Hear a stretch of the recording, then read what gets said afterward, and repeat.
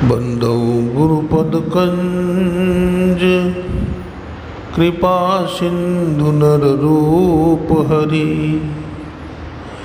महामोहतम पुंज जासु वचंद्र विकर निकर। बोलिए प्रेम से श्री सद्गुरु महाराज की जय। श्री सद्गुरु महाराज की जय। श्री सद्गुरु महाराज की।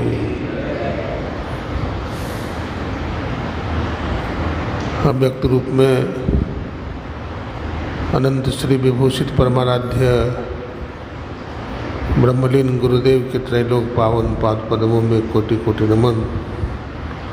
गुरुदेव के मस्तिष्क स्वरूप ब्रह्मलीन पूज्यपाद महर्षि संत सभी परमानंद जी महाराज, उनके हृदय स्वरूप पूज्यपाद ब्रह्मलीन महर्षि शाही स्वामी जी महाराज तथा संत मत के वर्तमान आचार्य महर्षि हरनंदन ब्रह्मन जी महाराज के चरण कमलों में कोटि कोटि नमन, कोटि कोटि प्रणाम।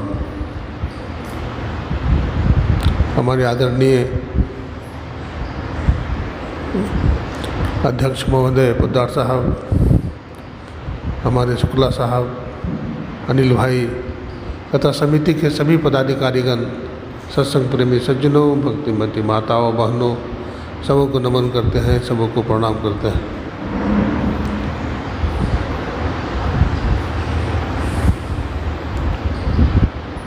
अभी आप लोग सत्संग की ज्ञान गंगा में अवगाहन कर रहे थे।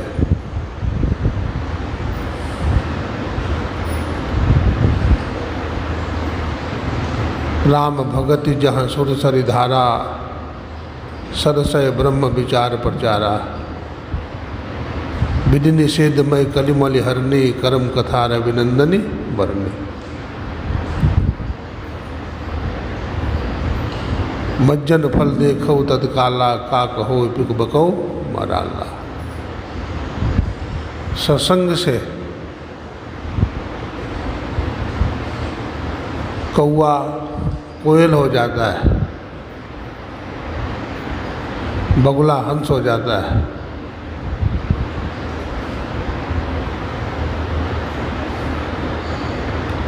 कहने का मतलब कि कौआ कोयल कैसे हो जाता है भाई?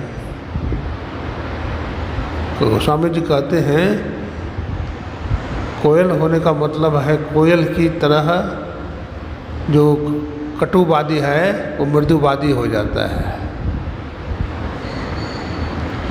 बगुला हंस हो जाता है, मतलब बगुला क्या खाता है?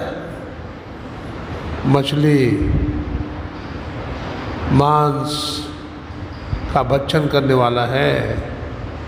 लेकिन अगर सत्संग करता है तो क्या होता है? निरामिष हो जाता है, शाकाहारी हो जाता है। अनेक लाभ है। सत्संग की बड़ी महिमा है। हमारे गुरु महाराज ने कहा, जहाँ भी रहो सत्संग करो।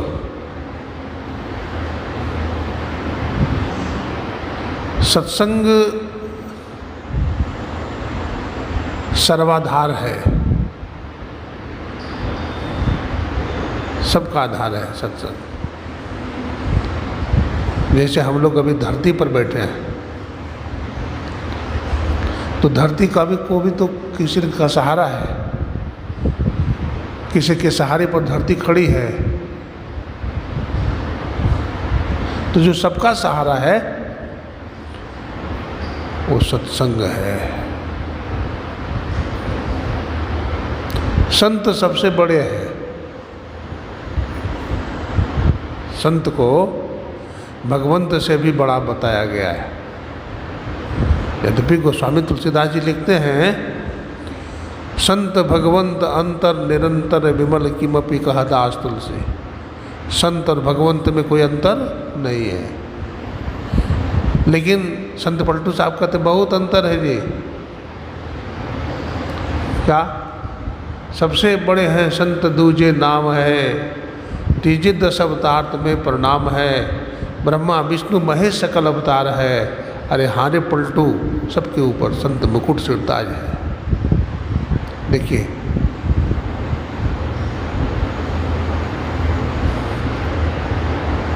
हमारे देश में, हमारे वेद में 33 करोड़ देवी देवता का वर्णन मिलता है ना। 3 देव प्रसिद्ध हैं, वो ईश्वर कोटि के देवता हैं। वो कौन है? प्रजापति ब्रह्मा जी महाराज, जो सृष्टि की रचना करते हैं, सृष्टि बनाते हैं, उनको ब्रह्मा जी कहते हैं। और जो सृष्टि का पालन करते हैं उनको भगवान विष्णु कहते हैं। और जो सृष्टि का संहार कर देते हैं उनको शिव कहते हैं, शंकर भगवान कहते हैं। जहाँ जहाँ भी सत्संग होता है, जहाँ जहाँ भी सत्संग होता है, वहाँ पर हनुमान जी महाराज आते हैं। क्यों? गोस्वामी जी लिखते हैं, राम कथा सुनबै के रसिया, राम लखन सीता मन बसिया। राम कथा के रसिया कौन है? तो हनुमंत लाल जी हैं। भगवान विष्णु हैं। भगवान विष्णु के आसन पर ही लक्ष्मी जी बैठती है।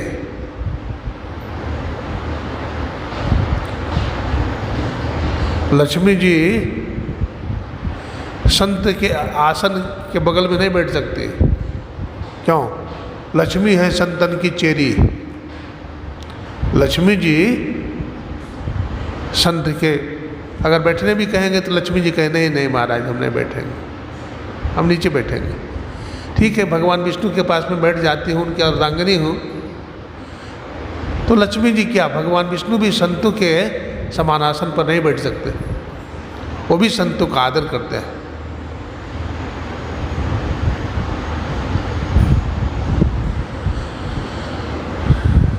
जैसे राष्ट्रपति है, प्रधानमंत्री है, तो राष्ट्रपति और प्रधानमंत्री के बगल में कोई बैठ सकता है? बैठेगा भी तो उन्हीं के समकक्ष के लोग बैठ सकते हैं, प्रधानमंत्री के बगल में, राष्ट्रपति के बगल में। ठीक उसी प्रकार से जो संत हैं वो सबसे बड़े हैं, वो साक्षात परमात्मा है। बाबा गरीबदास जी कहते हैं, सदगुरु पूर्ण ब्रह्म है, सदगुरु आप अलेख, और सदगुरु रमता राम है, या में लेख न मेख। सदगुरु पूर्ण ब्रह्म है, परमात्मा है, ईश्वर है। ईशावास्य उपनिषद में आया है, ईश्वर और गुरु में कोई भेद नहीं है।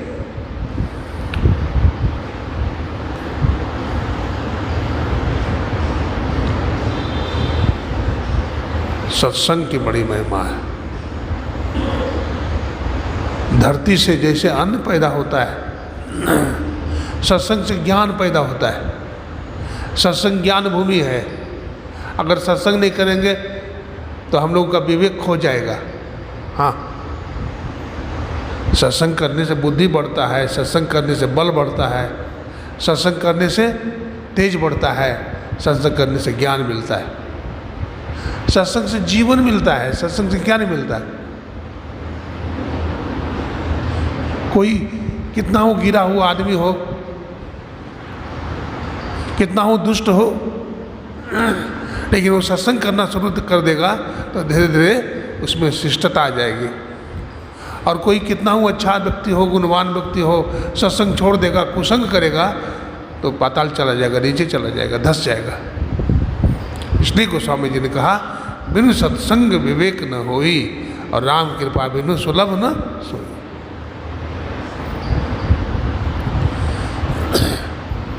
तो सत्संग की बड़ी महिमा है। जब भगवान श्री राम अपने लोक को जानने लगे, भगवान का लोक कौन सा है जानते हैं? साकेत धाम।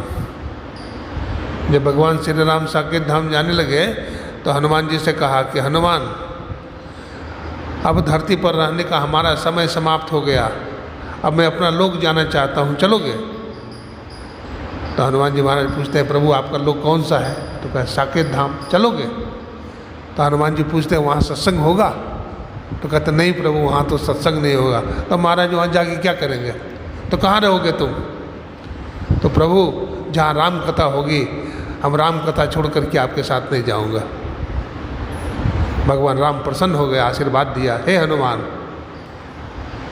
मैं तुमको आशीर्वाद दिया कि जहाँ हमारी कथा होगी वहाँ तू रहेगा। यानी सत्संग के रक्षक है हनुमान जी महाराज। हाँ, भूत पिशाच निकट नहीं आवे, महावीर जब नाम सुनावे।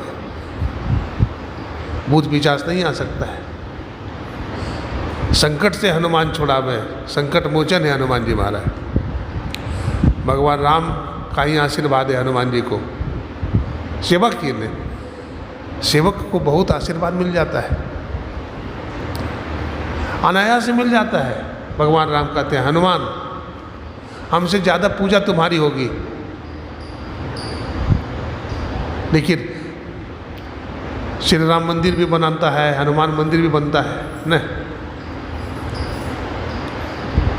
भगवान राम कहते हैं, हमसे पूजा तुम्हारी ज़्यादा होगी, हमसे ज़्यादा भक्त तुम्हारे होंगे। श्री राम मंदिर में, हनुमान मंदिर में भीड़ होती है, सब दिन होती है, लेकिन शनिवार को और मंगलवार को हनुमान मंदिर में ज़्यादा भीड़ होती है, नहीं होती है?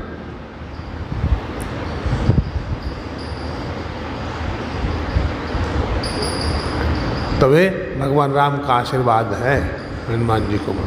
हनुमान का मतलब क्या होता है? हनुमान का मतलब समझिए, हनुमान कौन है? हनुमान, हनु मने मारना, मान मने अहंकार। जो अहंकार को मार दिया वही हनुमान है। अगर हम लोग भी अपने पाखंड और अहंकार को मार लेंगे तो हम लोग भी हनुमान हैं, हनुमान है, हनुमान हो जाएंगे। हनुमान जी के समान शक्ति आ जाएगी। हम लोगों के अंदर बहुत सारा विकार है, काम, क्रोध, लोभ, मोह, मद, मत्सर, ये सब विकार से हम लोग घिरे हुए हैं, इसलिए हम लोग जीव बने हुए हैं। और जहाँ खड विकार है जित अनघ कामा, गोस्वामी तुलसीदास जी कहते हैं, जहाँ खड विकार को जीत लिए, अकाम हो गए, निष्काम हो गए, तो वहाँ तो हम ईश्वर हो जाते हैं, हम ब्रह्म हो जाते हैं, ईश्वर हो जाते हैं।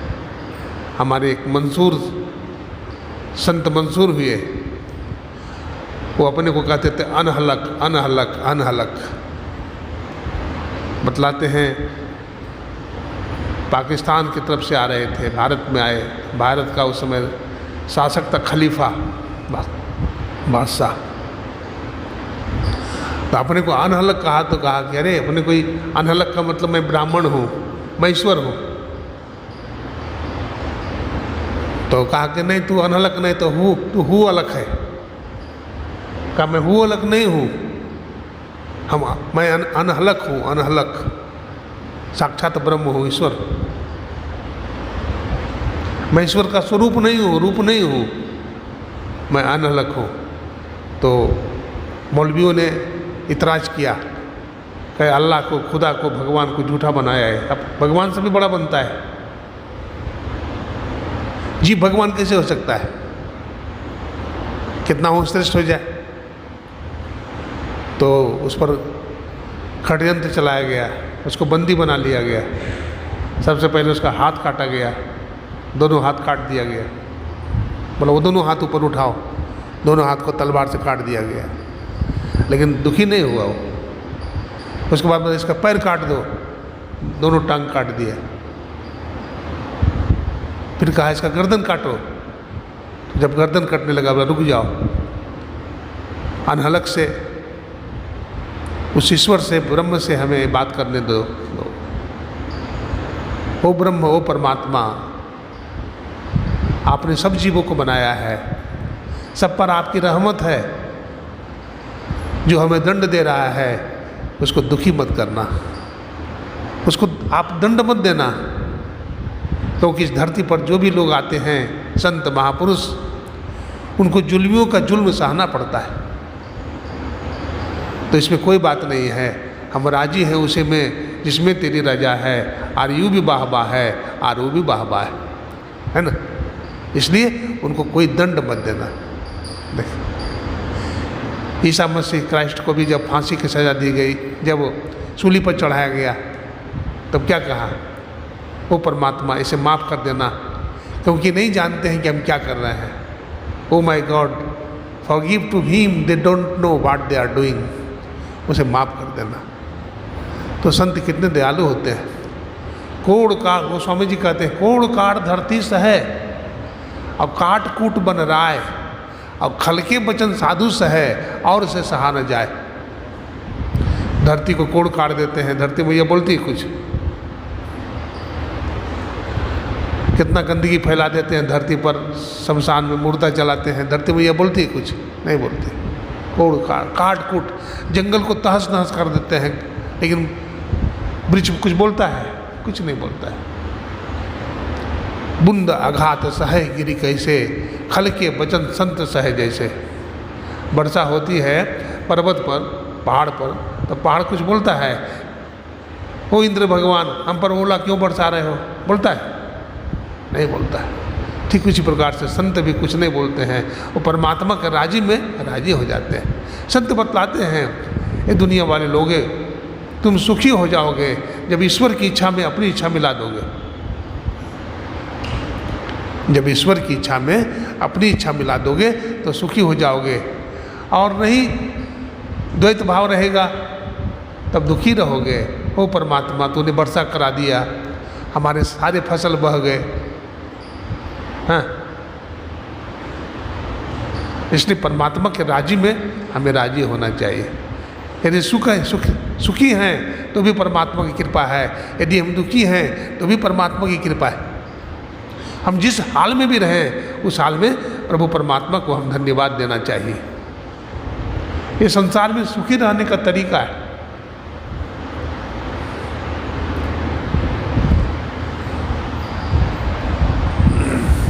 सट सुध रही सतसंगति पाई, पारस परस कुधातु सुहाई। वाल्मीकि नारद घट जोनी, निज निज मुख निकही निज होनी। जलचर थलचर नवचर नाना, जे जड़ चेतन जीव जहाना। मति की रति गति भूति भलाई, जे जहि जतन जहाँ ते पाई। सो जानब सतसंग प्रभाओ, लोक कहूँ वेदन आन उपाओ। सत्संग की बड़ी महिमा है। संत क्या बताते हैं, संत हम लोगों को क्या शिक्षा देते हैं? ये संसार, बाबा साहब हमारे दादा गुरु थे, क्या दुनिया करोगे? संसार वहम है, अभ्यास करना। क्या बताए? संसार वहम है, अभ्यास करना। अभ्यास किए बिना एक दिन भी नहीं रहना। सत्संग से हमें क्या शिक्षा मिलती है? भजन करो। इसलिए हम लोग बाहरी सत्संग करते हैं, धर्म कथा बाहर सत्संगा, अंतर सत्संग ध्यान भंगा। तो बाहरी सत्संग इसलिए करते हैं कि हम ईश्वर की भक्ति की तरफ लगे, हम परमात्मा की तरफ चलें, संसार की तरफ से अपने को मोड़ें, विषयों की तरफ से, प्रपंच की तरफ से अपने आप को मोड़ दें, ईश्वर की तरफ चल दें। यही सत्संग सिखाता है।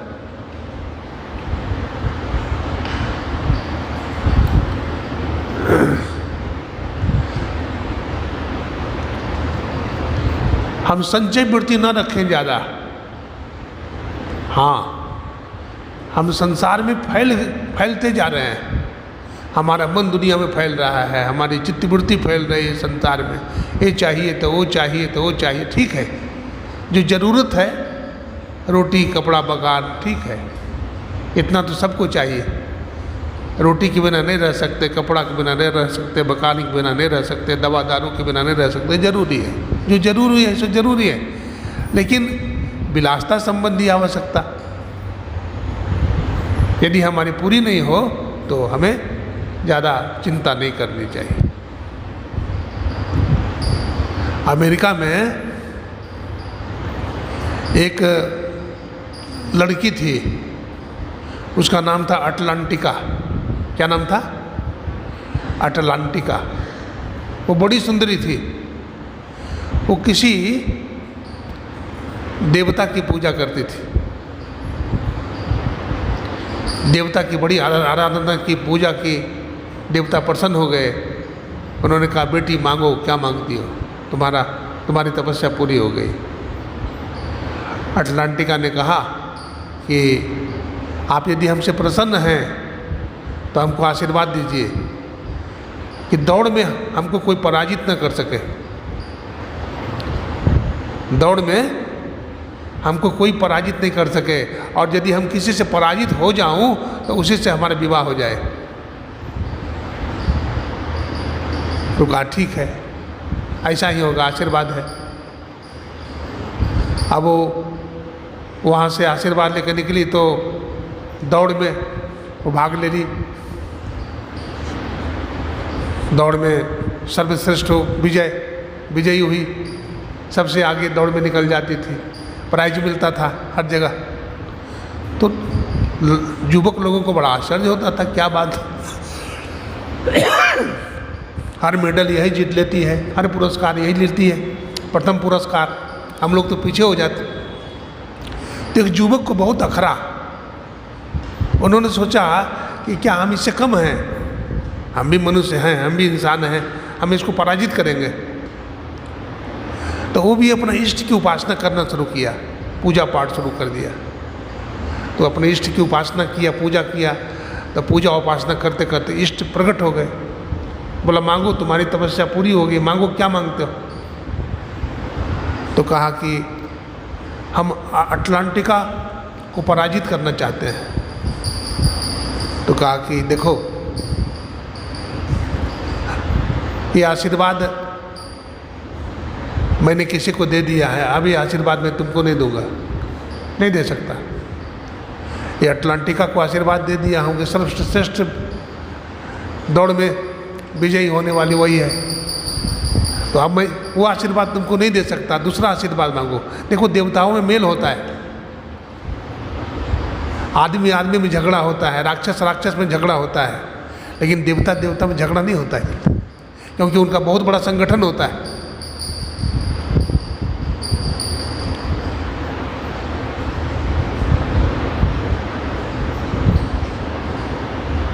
जब देवदेव में लड़वाने का कोशिश किया राक्षसों ने, तो कहा एक पंक्ति में हम बैठाएंगे। बोला सबको एक ही पंक्ति में बैठाएंगे और सबका हाथ बांधेंगे। तो भोजन के समय में सबको बैठाया गया एक पंक्ति में। तो भोजन में हाथ में लाठी बांध दिया तो भोजन कैसे करेगा, हाथ में लाठी बांध दिया, अब भोजन जाएगा मुंह में, नहीं जाएगा। लेकिन हाथ ऐसे तो हो सकता है, हाथ मुंह में नहीं जाएगा, लेकिन हाथ ऐसे तो हो सकता है। तो आमने सामने बैठाया, बोला हम आमने सामने बैठेंगे। देवता लोगों ने कहा, बस एक ने दूसरा के मुंह में खिला दिया ऐसे, हम नहीं खाए, दूसरे देवता को खिला दिए। देव बुद्धि। और राक्षस लोग ना अपने खाया ना खाने दिया। तो देवताओं में संगठन होता है, बहुत अच्छी बात है। उन्होंने आशीर्वाद दे दिया, बोला दूसरा आशीर्वाद मांग तू।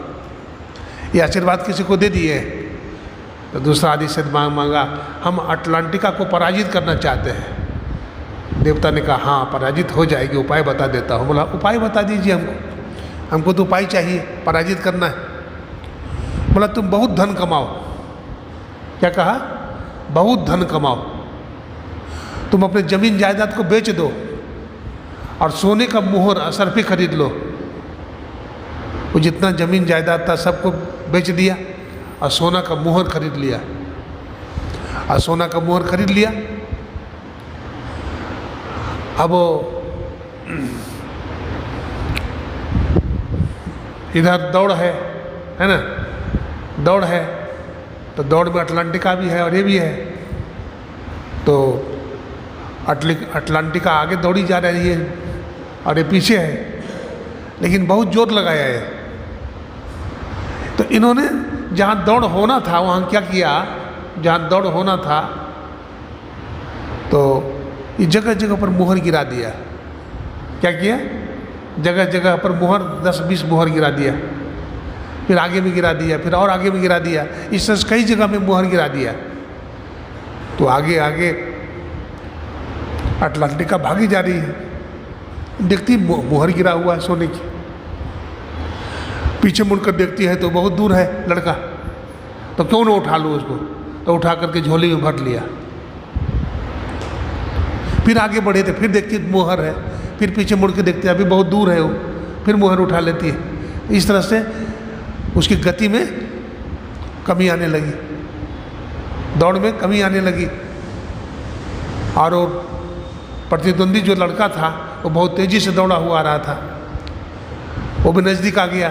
तब तक फिर मोहर लेकर के वो दौड़ी, बहुत तेज़ी से दौड़ी, वो बहुत आगे निकल गई। फिर देखा मोहर है, फिर उठा लेगी। इस तरह से उसका वजन बढ़ने लगा, झोली का वजन बढ़ने लगा, दौड़ में कमी आने लगी। और लड़का दौड़ता रहा तेज़ी के साथ। वो बार बार मोहर उठाती रही, बार बार दौड़ता रहा और दौड़ करके उसका हाथ पकड़ लिया, है ना, आगे बढ़ गया वो और जाकर मंजिल पर खड़ा हो गया।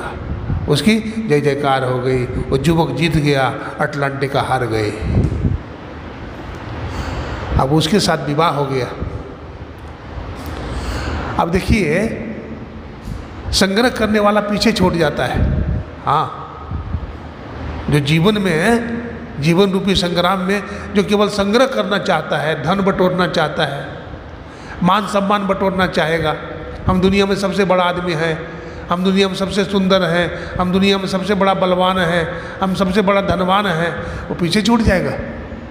लेकिन जो मान सम्मान को छोड़ करके आगे बढ़ेगा, संग्रह से बच जाएगा, वो व्यक्ति दौड़ में आगे निकल जाएगा। वो व्यक्ति क्या होगा, बटोरने वाला पीछे छूट जाता है और जो संग्रही नहीं है वो आगे बढ़ जाता है।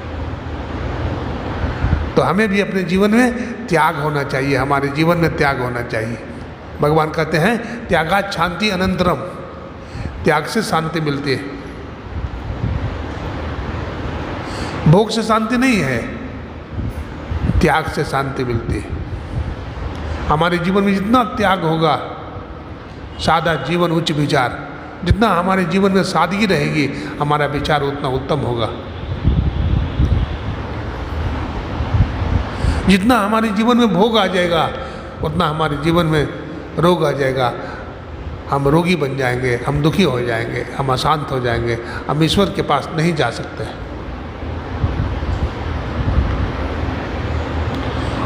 एक गुरु शिष्य थे, हाँ, तो गुरु हमेशा कहते थे,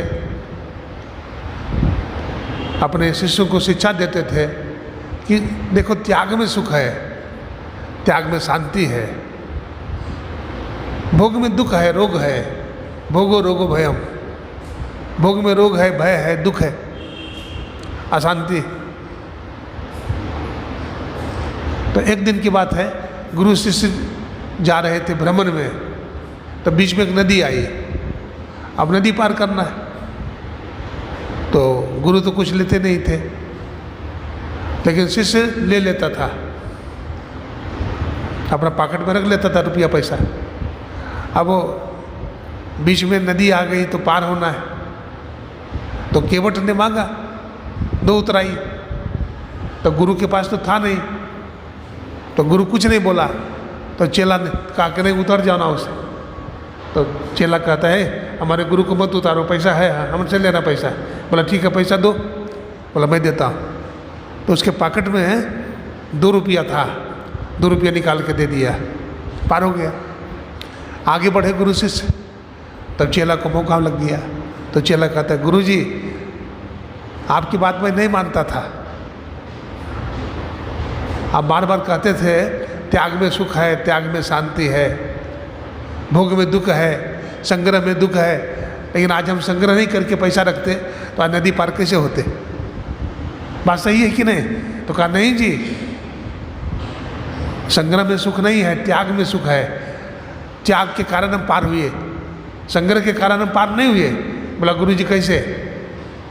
बोला देखो बेटा, तूने 2 रुपया का त्याग किया तब ने पार हुआ। अगर 2 रुपया नहीं त्यागता तो उसी पार रह जाता, उसी पार रह जाता, हम दोनों उसी पार रह जाते। लेकिन 2 रुपया का त्याग कर दिया तो पार हो गए। तूने 2 रुपया का त्याग किया तो नदी पार हो गया। मैं जीवन में सब कुछ त्याग दिया तो मैं भवसागर पार हो जाऊंगा। मैं भवसागर पार हो जाऊंगा। देखिए त्याग है। भगवान राम जंगल में गए तो कितना त्याग से रहे। क्या खाते थे? कंद मूल फल खाते थे भगवान। कोई रेशमी कपड़ा पहनते थे भगवान? क्या सादा कपड़ा पहनते थे भगवान। कितना संध्या करते थे, सत्संग करते थे, ऋषि मुनि के पास जाकर के भजन करते थे। सत्संग नहीं कीजिएगा तो जीवन में सुख नहीं मिलेगा, शांति नहीं मिलेगी। कितना हूँ ऐश्वर्य में रहिए आप, जीवन नरक में हो जाएगा, दुख में हो जाएगा। सत्संग कीजिएगा तो जीवन में शांति आएगी, ज्ञान मिलेगा। तात स्वर्ग अपवर्ग सुख धैर्य तुला एक अंग, तुलन ताहि सकल मिली जो सुख लब सत्संग। हे भाई, अपवर्ग का जो सुख है, अपवर्ग का मतलब मोक्ष होता है, वो कैसा है? अपवर्ग का सुख कैसा है? स्वर्ग का सुख दुखमय है, लेकिन सत्संग का जो सुख है वो संतोषजनक है। इससे परमात्मा मिल जाएंगे। सत्संग से ही परमात्मा मिलेंगे। मिलता है सच्चा सुख केवल भगवान तुम्हारे चरणों में। सत्संग से सुख मिलता है, शांति मिलती है, ईश्वर मिलते हैं। कुसंग से हमें सदा दुख मिलता है, अशांति मिलती है, फजीहत मिलती है। इसलिए सदा सत्संग करना चाहिए।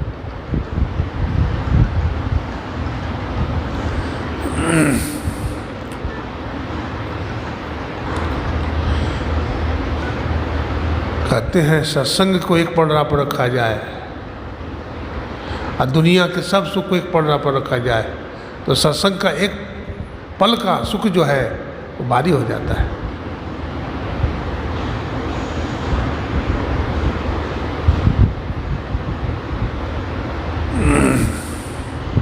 सत्संग की बड़ी महिमा है। जो जीवन में ध्यान भजन करता है, साधन करता है। असल साधन करने की बात है। हमारे जीवन में साधन हो, बैठे, अरे कभी तो एक आध घंटा बैठा करो। हमारा मन, हमारे इंद्रियां बहुत ही चंचल है, बहुत परेशान करती है। जब मौका मिले हाथ पैर धो करके पवित्र भाव से बैठ जाओ आसन पर। हमेशा संसार का चिंतन मत करते रहो। कभी कभी प्रभु के नाम में डूबो। कभी कभी अपने को भी भूल जाओ।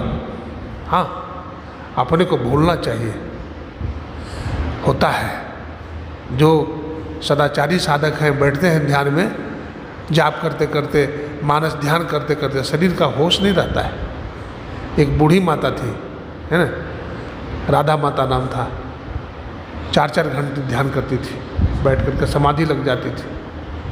शाम में बैठती थी ध्यान में 6 बजे, रात के 10 बज गए।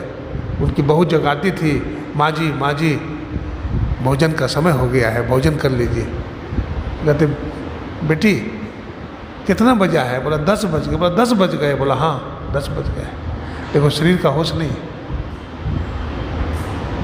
तो कम से कम हमारा भी इस तरह की हालत हो जाए, यही ना साथ जाएगा। और क्या है? अगर ये सब धन, दैवीय संपत्ति हमने प्राप्त नहीं किया तो बुढ़ापा में बहुत कष्ट होता है। याद रखिए, बेटा आपके कहने में नहीं होगा, बहू कहना नहीं मानेगी, हाँ लाठी मारेगा। यदि उसको आपने ज्ञान नहीं दिया, सत्संग नहीं दिया, आपकी बात मानेगा वो? कोई किसी का नहीं सुनता है। आपने भजन किया है, आपने ध्यान किया है, इसलिए भजन कीजिए, ध्यान कीजिए, सत्संग को बढ़िया से समझिए, है ना। पति की सेवा कीजिए। पति से मुँह लगती मत बोलिए ना। पति देवता है आपका, भगवान है। पति की सेवा कीजिए। उबिए नहीं। लोग गृहस्थी के भार से उबने लगते हैं, उबना नहीं चाहिए। सहन कीजिए, सुख दुख सहन कीजिए। अपने सास ससुर की भी सेवा कीजिए, सेवा कीजिए। सेवा का फल मेवा होता है।